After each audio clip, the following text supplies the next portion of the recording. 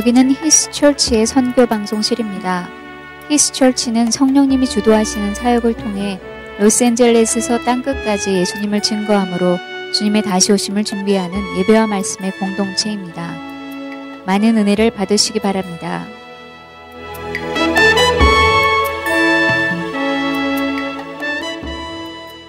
말씀은 이사야서 9장 1절부터 7절까지의 말씀입니다. 이사야서 9장 1절부터 7절까지의 말씀을 저와 여러분이 한 절씩 교독하고 7절은 같이 읽습니다. 이사야서 9장 1절부터 7절 교독합니다. 전에 고통받던 자들에게는 흑암이 없으리로다. 옛적에는 여호와께서 스불론 땅과 납달리 땅이 멸시를 당하게 하셨더니 후에는 해변길과 유단 저쪽 이방의 갈릴리를 영화롭게 하셨느니라.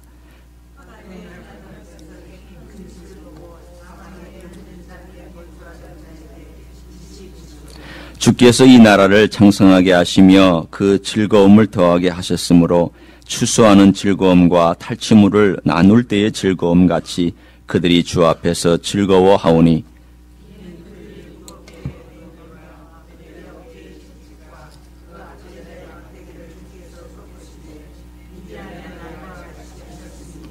어지러이 싸우는 군인들의 신과 피 묻은 겉옷이 불에 섭같이 살라지리니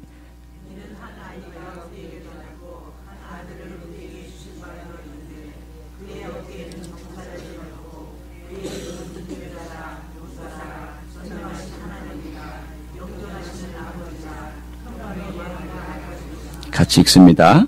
그 정사와 평강에 더함이 무궁하며 또 다윗의 왕자와 그의 나라에 군림하여 그 나라를 굳게 세우고 지금 이후로 영원히 정의와 공의로 그것을 보존하실 것이라. 만군의 여호와의 열심히 이를 이루시리라. 아멘. 열정이라는 영어의 단어 가운데 enthusiasm이라는 그런 단어가 있습니다. 아마 여러분이 한 번쯤은 들어보셨을 단어입니다. 그런데 이 단어는 상당히 의미가 있는 그런 단어입니다.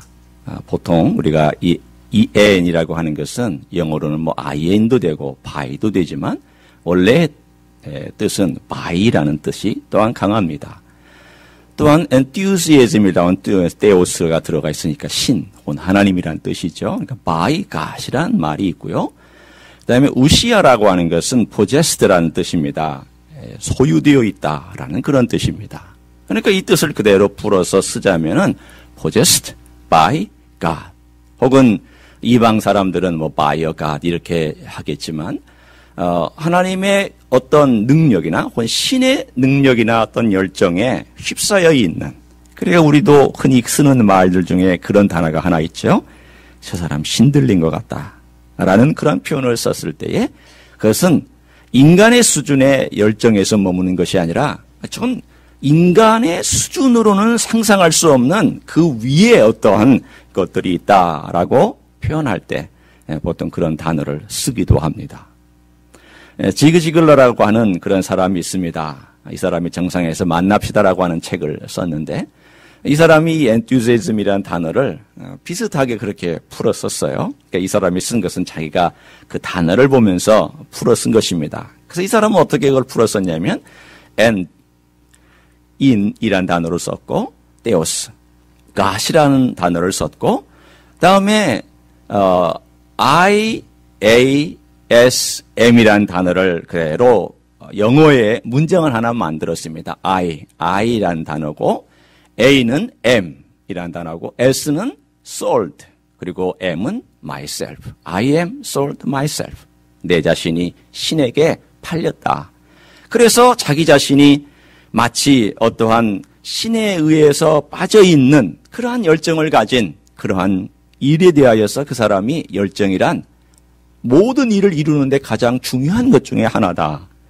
이 열정이 있을 때에 기적이 일어나고 이 열정이 있을 때에 일들이 일어난다고 하는 것을 그 사람은 강조한 적이 있습니다.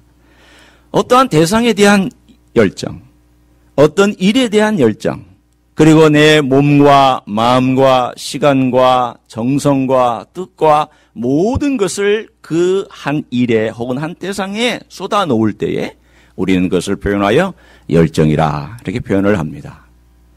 사람도 어느 한 대상이나 어느 한 일에 열정을 쏟아넣을 때에 사람들은 그것 때문에 감동을 받습니다. 때로는 틀린 일을 하는데도 불구하고 사람들은 그것 때문에 따라갑니다. 여러분, 왜 이 다에시라고 하는 이 아이시스라고 하는 이 폭력 조직이 이슬람 나라라고 자기들의 나라를 붙여가면서 그렇게 하고 있는데 왜 많은 이슬람의 젊은이들이나 또는 다른 나라에 있는 젊은이들이 그들을 쫓아가고 자원해서 가느냐? 물론 그들의 전략도 있고 그들의 방법도 뛰어난 것도 있지만 다른 것이 아닙니다. 잘못된 열정이지만 열정 때문입니다. 결국 열정은 사람들을 끌어당기는 힘이 있습니다. 잘못된 열정이라 할지라도 그것을 진리를 믿고 따라가면 사람들은 거기에 몰입되고 그것이 무언가 있을 것 같아서 따라갑니다. 그러나 그 열정이 진짜일 때, 그 열정이 참으로 놀라운 것이었을 때, 그 열정은 이 세상의 누구도 감히 상상하지 못하는 것들을 표현해내곤 합니다. 오늘 이사야서 9장 7절에 보면 마지막에 한 단어가 등장을 하는데 9장 7절에 이렇게 말씀합니다.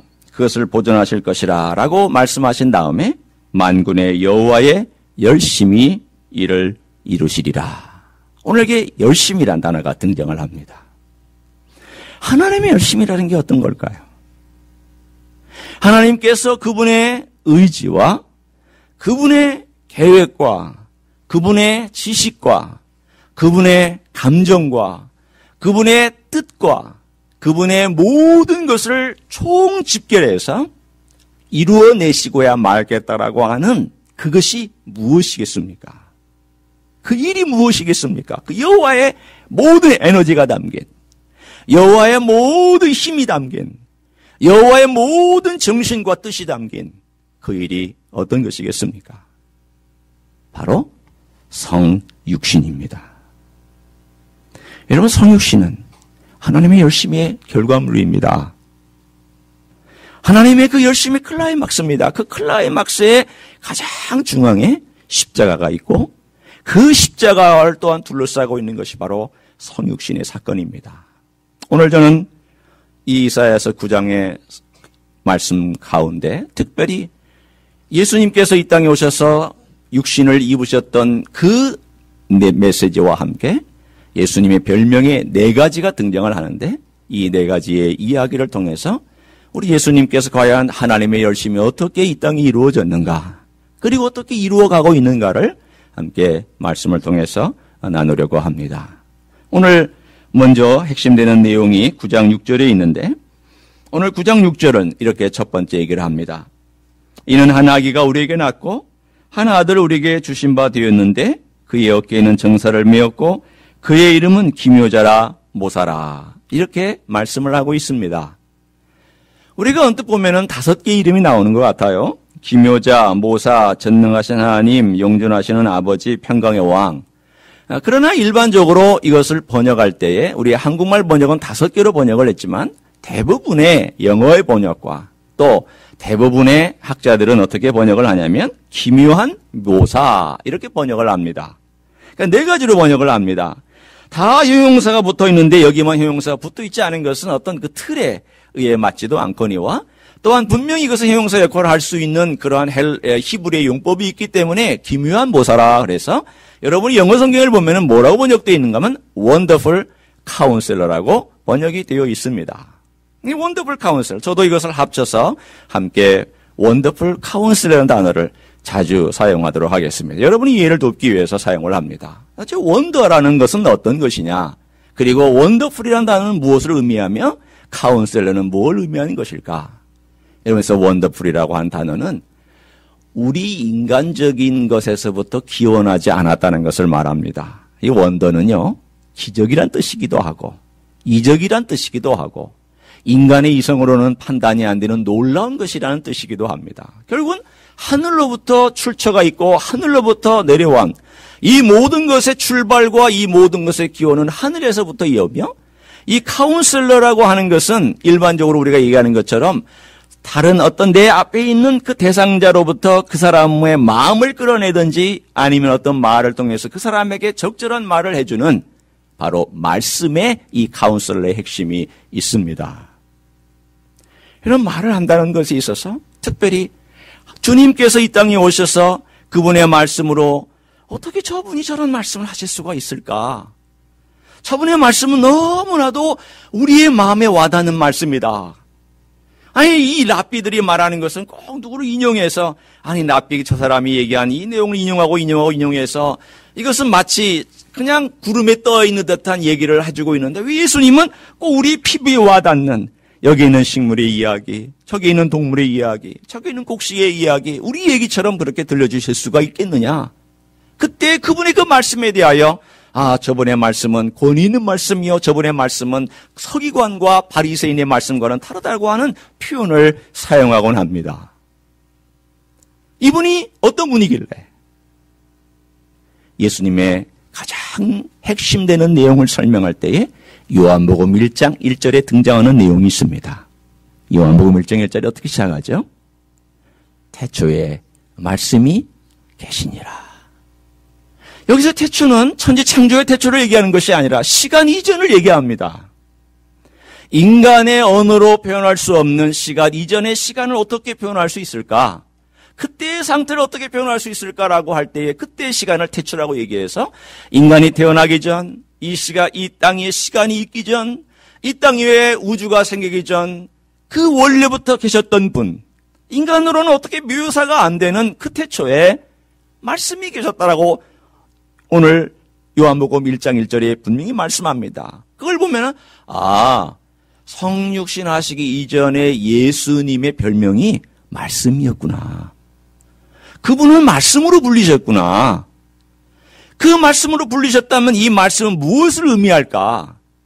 그것은 이 땅에 모든 것을 만들어내실 수 있는 말씀, 생명을 주시는 말씀, 그리고 이 생명이 존재하도록 만들어내는 창조의 말씀 뿐만 아니라 그분의 존재 자체가 이 모든 것을 운영하시는 말씀이라는 것을 우리들에게 여실히 보여주고 있습니다.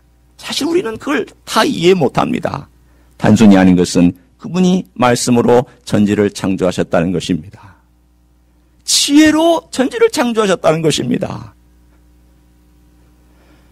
그럼 우리는 이 지혜를 생각할 때 과학자들은 이것을 이렇게 얘기를 합니다. 뉴런과 이 세포 조직인 뉴런과 뉴런 사이에 있는 시냅스의 그러한 작용이다. 전기작용이다. 우리 여러분 한 번씩은 들어보셨지만 그게 뭐고 시냅스가 뭐고 그게 무슨 상관이 있습니까? 지금 과학자를 제가 간단하게 설명하는 겁니다. 뉴런이란 조직과 이 공간에 살짝 떠 있는 이 시냅스 사이에서 전기의 작용과 또는 화학적에 의해서 우리의 지혜가 생기고 이 머리가 작동한다라고 과학자들은 얘기합니다. 그 말은 무엇을 의미하냐면 우리의 정신과 우리의 생각과 지혜조차도 이 세상에서는 물질이나 또는 화학이나 혹은 물리적인 방법으로 다 해석을 합니다. 얼마나 허무합니까? 여러분이 만약 이 세상에 그렇게 태어난 존재요 이렇게 만약에 이 세상이 걸어가는 거라면 이 세상은 얼마나 허무합니까? 그런데 우리가 이 땅에 살아가는 이 모든 것이 하늘과 이 머리가 맞닿아 있다고 생각할 때에 이 지혜를 주신 분이 하나님이시고 예수님이시고 이 지혜가 하늘로부터 흘러내려와서 내 머리를 통하여서 접촉되어지고 그리고 하나님을 알 수 있는 그러한 기관이라는 사실을 내가 깨닫는다면 우리는 이 세상에 두 가지 세계관이 존재하는 것을 압니다. 그래서 어떤 분이 이런 말을 했습니다. 이 세상에는 두 가지 미친 길이 있다. 하나는 세상의 허무함을 따라가는 것과 또 하나는 복음의 어리석음을 따라가는 것이다. 우리는 둘 중에 하나를 선택한다고 그랬습니다. 미친 것 중에 하나를 선택하는데 이 세상의 모든 것을 허무하게 해석하는 물질로 과학적인 방법으로 해석하는 그러한 길이 아니면 우리는 복음이라고 하는 어리석은 것, 아니 말도 안 되는 것 같이 느껴지고 말도 안 되는 것 같이 여겨지는 그 복음의 어리석음 둘 중에 하나, 두 개 다 미친 일인데 언젠가 우리는 그 길을 선택하며 걸어가야 된다라고 말을 했습니다. 왜 그럴까요? 여러분 하늘나라 가보셨습니까? 여러분이 예수님 직접 보셨습니까? 아니, 우리는 예수님을 보지 않았지만 믿고 있고, 우리는 예수님이 만드신 하늘나라를 가보지 않았지만 하늘나라가 있다고 믿고 있습니다. 이것은 역시 복음의 어리석음같이 느껴질 것입니다. 그러나 우리는 이걸 받아들입니다. 왜냐하면 말씀해 주신 분이 이 땅의 모든 것들을 보이지 않는 세계 가운데 말씀하셨고 또 역사하시고 또한 이 성경을 통하여 우리들에게 들려주셨기 때문입니다. 그분이 오늘 본문에 어떤 분으로 내려와서 역사하시는가 하면 오늘 한 아기로 내려와서 우리의 수준에서 말씀해 주고 있습니다. 자, 오늘 여기에 6절을 이해하는데 가장 중요한 것은 예수님의 이 네 가지의 원더풀 카운셀러라고 하는 그 말도 중요하지만 항상 이 모든 내용을 담고 있는 통과해야만 하는 한 가지의 단어가 있는데 그것은 뭐냐면 한 아기라고 하는 단어입니다. 한 아기를 우리에게 주셨는데 그 아기가 우리에게 원더풀 카운셀러라는 것입니다. 지혜로운 말씀이라는 뜻입니다. 아니 어떻게 아기로 와서 육신을 입은 그 존재가 우리에게 하늘의 지혜와 하늘의 근본과 이 세상을 유지하고 이 세상을 통치하는 그 지혜를 줄 수 있느냐. 이게 바로 우리 가지고 있는 딜레마입니다. 여러분, 보통 우리가 일생 살아갈 때에 이 커뮤니케이션을 잘하는 사람이 인간관계를 보통 잘 하잖아요. 그렇죠? 그래서 만약에 자기 딸이 결혼을 해야 된다 그러면 어떤 사위를 만나는 게 좋은가라는 것에 대해서 이런 표현을 합니다. 너를 사랑하는 남자, 너의 눈높이보다 딱 반뼘 아래에 있는 남자, 그리고 두 개의 언어를 구사할 줄 아는 남자. 그렇게 얘기를 합니다. 두 개의 언어라는 것이 뭘 의미할까요? 한국말과 영어는 아니죠. 두 개의 언어란 자기 어머니의 언어와 마누라의 언어를 구사할 줄 아는 그 남자가 있다면 그 남자는 100점짜리 남자라고 이렇게 얘기를 합니다. 살아봤더니 두 개 가지고 안 됩니다. 제가 살아봤더니 마누라의 언어 이해할 수 있어야 돼요. 내 어머니의 언어 이해할 수 있어야 돼요. 내 딸의 언어도 이해할 수 있어야 돼요. 살아보니까 적어도 언어가 3가지는 이해해야 이 땅에서 남자로서 그래도 인정받으며 살 수 있겠더라고요. 이게 바이링구얼이 아닙니다. 우리 이 땅에 살아가면서 남자가 그래도 제대로 대접받고 그래도 우리 아빠는 참 우리하고 대화가 된다라고 할 땐 트라이링구얼 정도는 돼야 되는데 가만히 생각해 보세요. 예수님께서 이 땅에 내려오셔서 우리와 대화할 때에 얼마나 많은 레벨에서 우리와 함께 대화를 해주셨는가. 여성들에게는 여성의 입장에서 얘기를 해주셨고 남성들에게는 남성의 입장에서 얘기를 해주셨어요. 아이들은 아이들의 입장에서 얘기해 주셨고 나이 든 분은 나이 든 분의 입장에서 얘기를 해주셨어요. 죄인들은 죄인의 입장에서 얘기해 주셨고 그리고 서기관과 바리새인은 바리새인과 서기관의 입장에서 얘기를 해주셨어요. 예수님께서 복음서에 가만히 보면 그때의 그 시대의 그 사람과 그 문화와 그 사람의 가지고 있는 모든 것에 맞추어서 그분이 하나씩 하나씩 얘기를 해주고 있는 것을 보면 예수님은 정말 올 링구얼 커뮤니케이터였던 것을 우리는 알 수 있습니다. 그분이 우리에게 말씀해 주신 겁니다. 예수님께서 나를 이해할 수 있는 것은 그분이 어렸을 때부터 자라면서 어린아이 시절을 보냈기 때문에 내 티네이저의 고통을 압니다. 그분이 어렸을 때부터 가장의 노릇을 했기 때문에 인간의 무거운 어머니를 모셔야 되고 가정을 꾸려야 된다라고 하는 그 무거운 짐을 예수님은 이해하고 있습니다. 예수님 과정 다 겪었습니다. 그리고 이 땅에 머무는 동안에 인간이 겪을 모든 걸 겪으셨기 때문에 모든 레벨에서 어떠한 영역에서도 예수님께서 대화하실 수 없는 주제는 존재하지 않습니다. 예수님 다 우리의 삶 가운데서 우리의 얘기를 해주시고 우리의 모든 것들을 들려주시고 원더풀 카운셀러라고 우리의 삶 가운데서 우리의 레벨에서 필요한 정도를 다 말씀해 주실 수 있는 분이 바로 주님이십니다.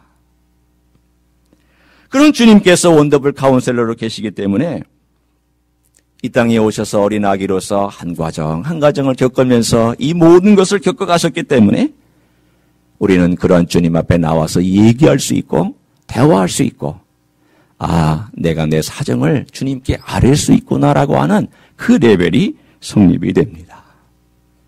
사랑하는 성도 여러분, 이 세상에는 너무나도 많은 무의미함이 있습니다. 이거는 이해가 안 된다. 한 아기로 온 존재가 어떻게 해서 원더풀 카운슬러가 될 수 있느냐. 인간적인 지식은 가능하지만 어떻게 하늘의 것들을 들려줄 수 있느냐. 우리는 이러한 세상의 허무함에 빠지지 아니하고 계속해서 이 땅에 하나님께서 선택할 수 있는 가장 좋은 선택, 한 아기를 이 땅에 보내서 가장 어렸을 때부터 엄마의 배를 통하여 나타나고, 그리고 이 땅에서 인간의 모든 지식과 인간의 과정을 겪어가면서 우리의 모든 것들을 다 경험하고 나서 우리의 레벨에서 우리의 이야기를 해줄 수 있는 그러한 예수님께서 가장 놀라운 하늘의 지혜와 땅의 것들을 다 들려줄 수 있는 분으로 너희 가운데 함께 있다라고 하는 이 한 가지 사실이 사실은 이사야가 우리 가운데 전하고 싶은 복음의 어리석음이었습니다.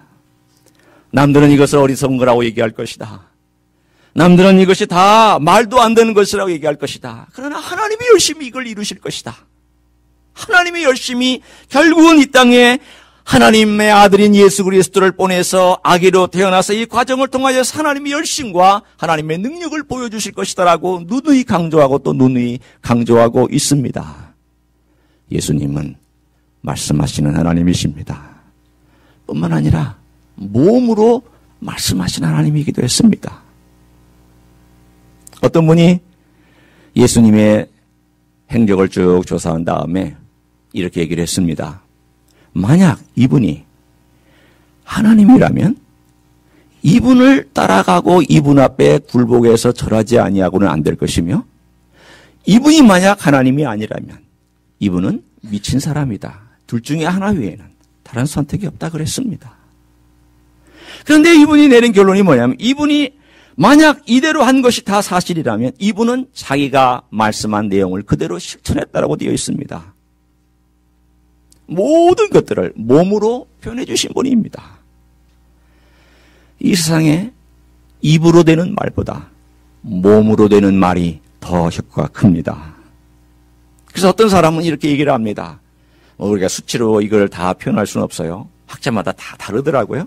그러나 분명한 것은 가장 그래도 몸과 말의 그 퍼센티지, 내가 말할 때와 할 때 그래도 비슷하다고 가장 컨서버티브하게 얘기하는 그런 비율이 뭐냐면 말이 45%, 몸이 55%. 이게 가장 보수적인 표현입니다.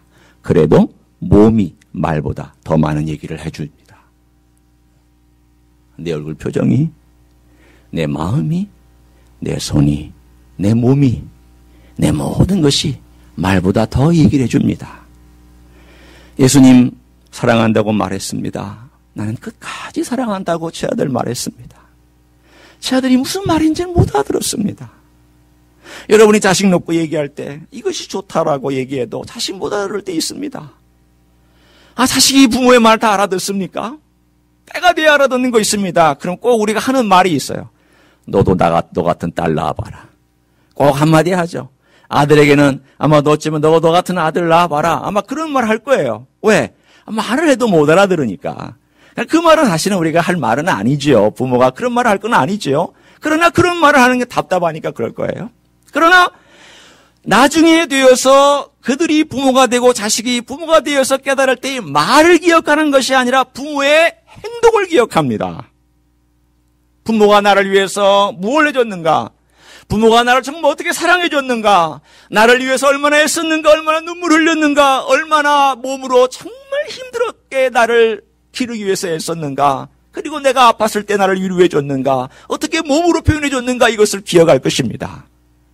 예수님께서 이 땅에 오셔서 원더풀 카운슬러라고 말할 때 거기는 그분의 말씀은 45%라면 그분의 몸은 55%가 될 것입니다. 내가 너를 사랑하는데 제 아들이 이해를 못합니다. 사람들이 이해를 못합니다. 알아듣지 못합니다.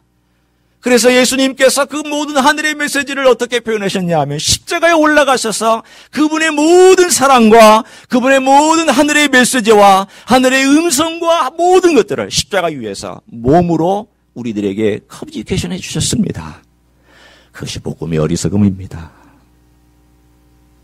십자가 위에서 사랑한다고, 하나님이 우리를 사랑한다고, 내가 너를 사랑한다고, 내가 너를 위해서 이런 희생을 한다고, 내가 말한 것을 나는 그대로 지켰다고, 내가 너를 사랑한다는 그 말 그대로 내가 너희를 위해 죽었다고, 내가 너희를 끝까지 사랑하겠다라고 말씀한 그 약속대로 내가 십자가 위에서 너희를 사랑하며 내가 너희를 버리지 않는다고 한 그 사랑을 십자가 위에서 그대로 보여주셨습니다. 그것이 바로 원더풀 카운셀러이신 예수님께서 몸으로 우리에게 대화해 주신 내용입니다. 뿐만 아닙니다.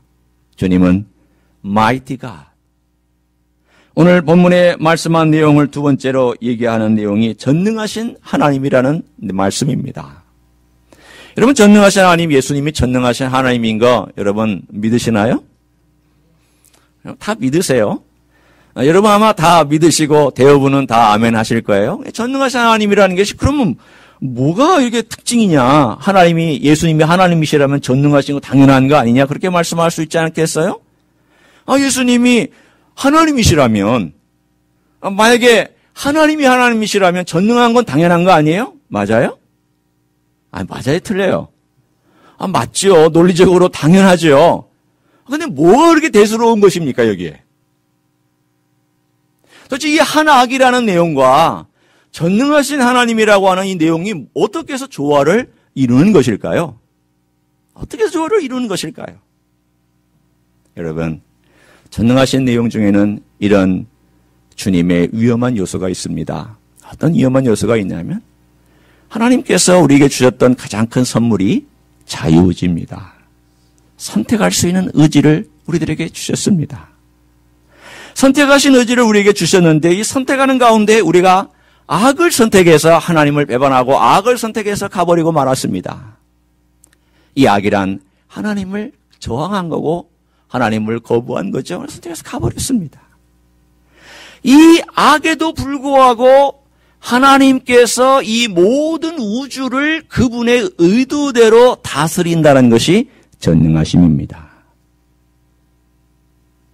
여러분, 전능은 그분이 바다를 잔잔케 하고 또는 우주를 만드실 수 있는 것, 그 전능하심 맞습니다.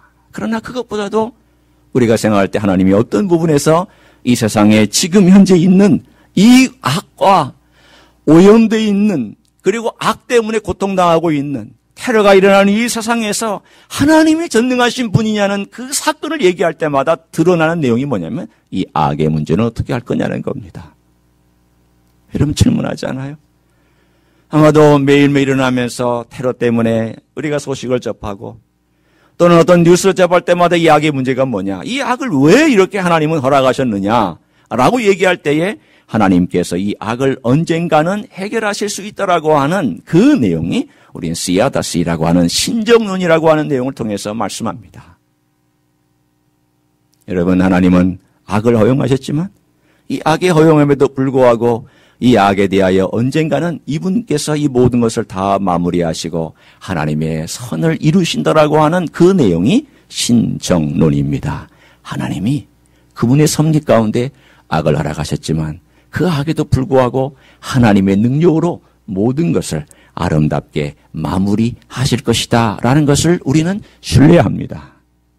그 악함을 여기서 다루고 있는 겁니다. 여러분, 어떻게 해서 하나님께서 한 아기가 이 악을 다루고 있느냐 말이에요. 여러분, 생각해 보세요. 이 악을 다루려면 능력이 많아야 돼요. 여러분, 악을 다루려면은 악보다 뛰어난 능력을 발휘할 수 있어야 돼요. 악을 이길 수 있는 권세가 있어야 되고 뭔가 있어야 되는데 어떻게 한 아기가 이 일을 다룰 수 있냔 말이죠. 아니, 이 땅에 인간으로 와서 인간의 몸을 입고 약한 인간의 존재로 이 땅에 걸어가면서 이 악의 문제를 다룰 수 있냐는 거죠. 이사야는 그것을 이렇게 풀어서 얘기를 합니다. 그 아기는 자기 스스로에게 악을 허용하였다라고. 여러분, 이 세상에 비밀이 있는데 그 한 가지는 뭐냐면 하나님께서 이 세상의 악을 허용했는데 그 허용된 악을 자기 자신의 몸에 자기 자신의 존재에게 허용했다는 것이 사실은 이 한 아기와 그리고 전능하신 하나님이라고 하는 두 단어가 만나고 있는 접촉점입니다. 내게 악을 허락했다라는 겁니다. 내가 악을 담당했다라는 겁니다. 내가 악을 짊어졌다라는 겁니다. 내가 악한 모든 것들을 다 짊어지고 그 길을 걸어갔다는데 바로 하나님께서 말씀하시는 전능하신 하나님이라는 메시지가 숨겨져 있는 모습입니다. 여러분, 하나님께서는 악을 그분의 전능한 능력으로 쓸어버리지 않으셨습니다. 대신 어떻게 하셨냐면 한 아기로 오신 예수님께서 이 땅에 쭉 자라나시면서 인간의 모든 악한 세상 가운데 사시다가 이 모든 악을 다 주님께서 담당하시고 십자가의 길을 걸어가셔서 이 악을 선으로 이기셨으며 저주를 축복으로 이기셨으며 그리고 인간이 가지고 있는 모든 악을 사랑으로 이기신 그 사건이 십자가의 사건입니다. 그래서 이 복음이 어리석다고 한 겁니다. 왜 그리 어리석냐 말이에요. 여러분, 인간의 지혜로 하면은 힘으로 해야 됩니다. 이 세상의 일들을 쉽게 해결하려고 하면 무기로 해야 됩니다. 이 세상의 일들을 쉽게 해결하려면 내 권세와 능력과 내 가진 것들로 해결하여 쉽게 해결됩니다. 그러나 예수님께 그렇게 하지 않았습니다. 내가 이 악을 다 받아들이며 자기 자신에게 악을 허용하고 자기 자신이 악을 짊어지고 자기 자신이 악의 대가를 지불하고 한 아기로 이 땅에 오셔서 모든 악을 다 끌고 십자가에 올라가셔서 그 악의 대가를 지불하는 그 사건이 바로 전능하신 하나님으로 오신 분이 자기를 위해서는 기적을 베풀지 아니하였고 자기를 위해서는 천군 천사를 동원하지 아니하였고 자기를 위해서 권세를 부리지 아니하였고 자기를 위해서 놀라운 능력을 발휘하지 아니하시고 그것을 고스란히 받아들여서 십자가 위에서 그 대가를 다 지불하신 그 사건이 있기 때문에 우리는 말하기를 이 복음은 어리석구나. 그러나 이것이 하나님의 지혜구나 라고 말씀하고 있는 것입니다. 사랑하는 성도 여러분, 십자가가 빠지면 복음은 아무것도 아닙니다. 예수 그리스도의 죽음과 십자가가 빠지면 이 복음은 다 거칠입니다. 오늘 여기 나와 있는 이 모든 내용도 원더풀 카운셀러, 거기에는 그분께서 이 땅에 오셔서 말씀만 해주신 것이 아니라 그분의 죽음의 메시지가 들어있는 것이죠. 마이티 가드라고 하는 이 메시지 안에는 그분의 능력만을 얘기하는 것이 아니라 능력이 있음에도 불구하고 스스로 인간이 되어서 어린아이가 되어서 십자가에 올라가셔서 인간이 이로써 모든 죄악을 다 담당하셨다라고 하는 그 놀라운 비밀이 어리석음이 들어있습니다. 그게 있어야만 이 땅 위에 놀라운 일들이 벌어지기 때문입니다. C.S. 루이스라는 분이 나니아 연대기라는 책을 썼습니다. 그분의 그 두 번째 책에 보면 사자와 마녀와 옷장이라는 그런 그 제목이 붙어 있는데 그 스토리는 간단하게 이런 얘기입니다. 2차 세계대전 때 한 네 아이가 시골에 그 피해서 갔다가 옷장을 통하여서 그 새로운 세계에 들어갑니다. 이 나니아라고 하는 세계에 들어갑니다. 그런데 이 나니아라고 하는 세계에는 아슬란이라고 하는 존재가 다스리고 있는데 만든 세계입니다. 그 아슬란은 보통 터키 말로는 사자라는 뜻입니다. 이 아슬란이 만든 이 나니아라는 세계가 있는데 그 세계에 들어갔더니 그 세계가 꽁꽁 얼어 있습니다. 100년 동안 하얀 이 얼음과 이런 것들로 다 감추어져 있어서 하얀 마녀가 다스리는 그 세계에는 그에 대항했던 많은 존재들이 얼음 기둥이 되어지고 돌처럼 굳어져서 그렇게 그야말로 싸늘한 대지처럼 되어 있는 세계처럼 되어 있었습니다. 그런데 아슬란이 다시 등장하면서 그 세계에 이 네 아이에게 무기를 주면서 이 하얀 마녀에게 대항하여 싸우도록 합니다. 그런데 이 세계에 들어갔던 그 네 아이 중에 세 번째 에드문드라고 하는 아이가 이 아슬란을 배반하고 그리고 또한 자기들의 형제를 배반해서 하얀 마녀 쪽에 붙습니다. 그런데 여기는 어떤 법칙이 있냐면 배반자는 죽어야 한다는 그러한 법칙이 있었습니다. 그러니까 이 에드먼드는 배반해서 죽습니다. 이 터키시 딜라이트라고 하는 이 맛있는 과자 때문에 그 하얀 마녀의 꾀임에 빠져가지고 이 하얀 마녀 속에 붙어 있었지만 그러나 이 아이는 결국 죽어야만 하는 그러한 운명을 갖고 있었습니다. 그 죽어야만 하는 운명을 갖고 있는 이 아이를 위해서 아슬란이 그 하얀 마녀를 만나서 이렇게 제안을 합니다. 내가 이 아이를 위해서 죽을 테니까 이 아이를 살려줘라. 계약을 맺습니다. 그래서 이 아슬란이 모든 손과 발, 내 손과 발을 다 묶인 채로 돌탁자 위에서 모든 동물들, 그 하얀 마녀 쪽에 있던 동물들의 그 저주와 침뱉음과 매맞는 모든 과정을 다 겪은 다음에 하얀 마녀가 칼을 들어서 내리치기 전에 이런 말을 합니다. 들어보십시오. 자, 누가 이겼지? 이 열간이 같은 놈, 네가 이런다고 그 배신자 놈을 구할 수 있을성 싶으냐? 이제 나는 계약대로 그놈 대신 널 죽일 것이고 그리하여 심오한 마법은 그대로 지켜질 것이다. 하지만 네가 죽으면 내가 그놈을 죽이지 못할 것 같으냐? 그 다음에는 누가 내 손아귀 위해서 그놈을 구해내겠느냐? 넌 내게 나니아를 영원히 넘겼다는 사실을 알아야 해. 너는 네 목숨을 물론이고 그놈의 목숨도 구하지 못하게 될 거야. 그런 줄이나 알고 절망하고 죽어라. 이것이 하얀 마녀가 바로 그 돌탁자 위에서 칼을 내기 직전에 아슬란에게 한 말입니다. 그리고는 그 칼을 찔러서 아슬란은 그 사자를 죽입니다. 그런데 이 나니아라고 하는 세계에는 한 가지 모르는 법칙이 또 하나가 있었습니다. 그것은 뭐냐면 결백한 자가 반역자의 죄를 대신하여 목숨을 바치면 돌탁자는 깨지고 죽음 자체가 다시 원상태로 돌아가는 더 심오한 마법이 있었습니다. 지금 이게 어린아이를 위한 이야기니까 마법이라는 단어를 사용한 것입니다. 결국은 시간이 지나자 이 아슬란이 다시금 부활하고 다시금 생명을 얻고 그리고 나서 내 아이를 같이 군대를 귀합하여 이 하얀 마녀를 무찌르고 쓸어버리는 그런 이야기가 이 제2권에 등장을 합니다.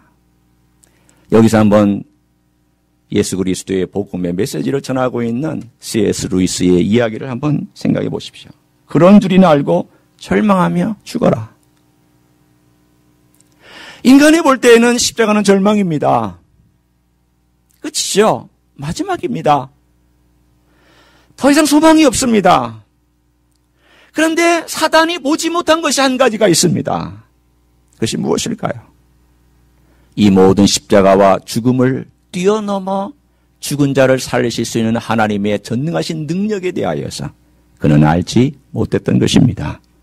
십자가 뒤에 사건에 대해서는 사탄이 알지 못했고 그리고 이 죽었던 십자가가 변하여서 능력의 십자가와 용서의 십자가와 예수 그리스도의 복음을 전하는 많은 사람들에게 소망과 꿈과 비밀과 역사를 이루어지는 십자가 될 줄은 사탄은 전혀 몰랐습니다. 오늘 우리가 하나님의 신정론, 하나님의 다스림에 대해 생각할 때 우리는 다시금 이 세상에 있는 악으로 돌아옵니다.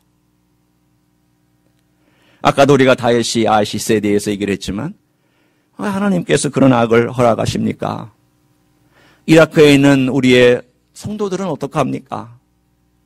아니 잡혀가서 죽고 화형당하고 목이 잘려서 죽는 우리 크리스천들은 얼마나 불쌍합니까? 그렇죠, 불쌍합니다. 내가 만약 거기 있다 할지라도 과연 이 세상에 있는 성도들은 나를 위해서 기도해 줄까? 나는 과연 이 길을 얼마나 걸어갈 수 있을까? 아마도 굉장히 고통스러운 그러한 악에 대면하고 있을 거예요. 그럴 때 우리는 질문합니다. 하나님은 왜 이런 악을 허락하셨을까? 이런 생각을 해봤습니다. 그래, 하나님께서 이런 악을 허락하셨을 때에는 적어도 한 4-5가지 이유가 있을지도 몰라. 어쩌면 하나님께서는 잠자고 있는 유럽의 교회를 깨우시기 위해서 그런 것이 아닐까? 명목상 다 죽어가는 유럽 교회가 이 위기 앞에 어쩌면 깨어날 수도 있어요. 또는 어쩌면 이라크와 시리아의 무슬림들에게 복음의 기회를 그 유럽이라는 땅에서 하나님이 주시려고 그런 것은 아닐까? 그래, 그럴 수 있어. 그 땅에 있으면 너무 견고하기 때문에 움직이지 않을 것 같은 그들을 저 땅으로 몰아내고 하나님께서 어쩌면 기회를 주실 수도 있어. 아니 어쩌면 강력한 무슬림의 그 철장 같은 권세를 깨뜨리시고 하나님께서 이 무슬림 세계를 흩어버리시는, 도저히 어떻게 뚫고 들어가야 될 줄을 모르고 선교사님들도 너무 힘든 그 세계, 참으로 어떻게 해야 될지를 모르는, 한 명 전도하기가 너무나도 힘든 그 무슬림 세계를 주님께서 흔들고 계시는 그런 때가 아닐까. 또는 어쩌면 주님께서 이 무슬림의 실체를 보여주시기 위해서 무슬림이란 이런 것이다 라고 이 땅에 만들어놓은 가장 강력한 하나님을 대적하는 견고한 진 중에 견고한 진은 무슬림일 텐데, 하나님께서 그것을 흩으시고 그 실체를 보여주시기 위해서 이런 일들을 행하시는 것은 아닐까. 우리는 다 모릅니다. 그러나 우리가 신뢰하고 따라갈 수 있는 것은 한 가지가 있습니다. 그것은 우리 주님께서 이 악을 허용하시지만 언젠가는 이 모든 악에도 불구하고 하나님께서 그분의 의와 통치를 완성하실 것을 우리는 분명히 믿습니다. 돌아올 겁니다.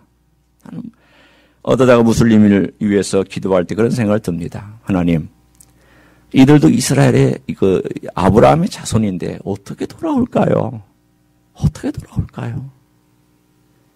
주님, 어떻게 이들 안에 있는 악을 주님께서 보게 하시고 그들이 어떻게 돌아올까요? 신뢰하며 우리가 주님을 따라가기를 원하는데 주님, 기적을 베풀어 주시기를 원합니다라고 기도할 때가 있습니다. 오늘 저는 예수님의 그 4가지 별명 중에 2가지만 먼저 말씀을 나눕니다. 이 세상에 악이 있습니다. 그러나 자기에게 악을 허용한 예수님께서 이 세상의 악을 다루지 못하시겠습니까? 자기에게 악을 허용하고 십자가에서 죽으신 예수님께서 우리 안에 있는, 또는 이 세상에 있는 악에 대하여 주님께서 그것을 만지시지 못하시겠습니까? 주님은 이 모든 것들 언젠가 다 역전시키고 뒤집어 풀 수 있는 전능하신 하나님이신 줄로 믿습니다. 그것을 허용하셨을 때에는 뜻이 있는 것이고 때가 있습니다. 그래서 주님께서 우리에게 말씀하신 2가지 명령이 있습니다. 그게 뭐냐면 trust and obey. 신뢰하고 쫓으라. 신뢰하고 쫓으라. 다 이해 못합니다. 이 세상에는 악이 이해 못합니다. 이 세상에 있는 일들 우리는 이해 못합니다. 그러나 우리 주님을 신뢰하며 주님은 악의로 이 땅에 오셨습니다. 우리의 죄악을 위해서 오셨습니다. 그리고 우리를 위해서 십자가에 올라가셨습니다. 주님께서는 몸으로 말씀해 주셨습니다. 주님은 악을 다 받아내셨습니다. 그리고 그것을 바꾸어서 선으로 그리고 축복으로 만들어 주셨습니다. 내 삶도 주님께서는 그렇게 놀랍게 선한 결과로 모든 것이 합력하여 선을 이루는 역사가 일어날 줄로 믿습니다. 그렇게 우리 주님을 신뢰하며 따라가는 여러분 되시기를 예수님의 이름으로 축원합니다. 기도하시겠습니다.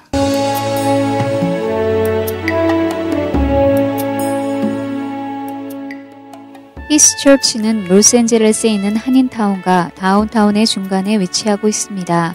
주일 아침 예배는 11시, 수요 예배는 저녁 7시 30분, 새벽 기도회는 매일 아침 5시 30분에 드려집니다. 오늘도 주께서 주시는 평강과 은혜 안에서 승리하시기를 주님의 이름으로 축복합니다.